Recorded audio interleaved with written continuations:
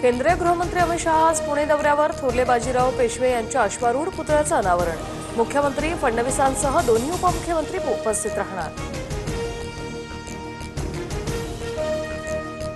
पालिका निवडणुकीआधी मराठी अमराठीवरून वाद. मराठीत बोलण्यास नकार दिल्याने मनसेकडून मीरा रोडमधील फेरीवाल्याला चोप. मनसेविरोधात व्यापाऱ्यांचा मोर्चा.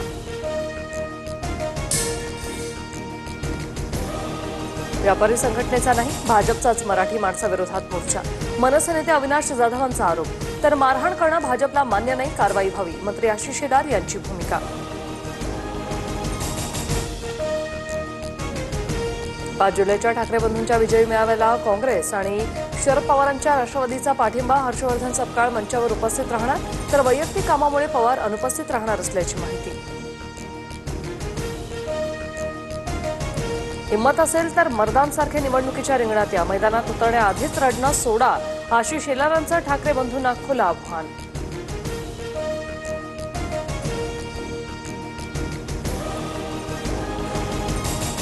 दिशा सालियन मृत्यू प्रकरण घातपात नाही. मृत्यूआधी ती मद्यधुंद अवस्थेत होती. वैद्यकीय अहवालानुसार लैंगिक अत्याचाराच्या काहीही खुणा नाही, एसआयटीच्या प्रतिज्ञापत्रात उल्लेख. दिशा सालियन मृत्यू प्रकरणाशी माझा संबंध नाही, आदित्य ठाकरेंची प्रतिक्रिया. तर 16 तारखेच्या सुनावणीची वाट पाहू. आगे आगे देखो होता है क्या, नितेश राणे यांचा इशारा. लक्ष्मण हाकेंकडून उपमुख्यमंत्री अजित पवारांना शिवीगाळ. महाज्योतीला निधी मिळत नसल्याचा आरोप.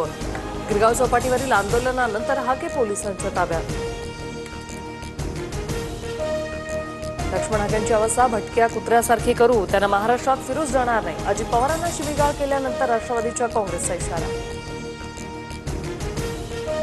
लैंगिक अत्याचाराच्या घटनेनं पुणे हादरलं. कुरिअर बॉय सांगत आरोपीचा कोंढव्यातील उच्चभ्रू सोसायटीत प्रवेश. तोंडावर स्प्रे मारून तरुणीवर अत्याचार. घटनेनंतर नराधमानं पीडितेच्या मोबाईलमध्ये सेल्फीही काढला.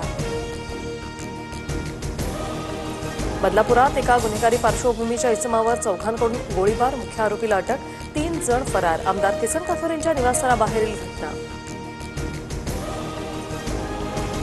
संत ज्ञानेश्वर माऊलींचा पालखी सोहळा पंढरपूरच्या वेशीवर. ठाकूरबुवा मंदिर परिसरात पालखीचा रिंगण सोहळा उत्साहात. बंडी शेगावात पालखीचा मुक्काम.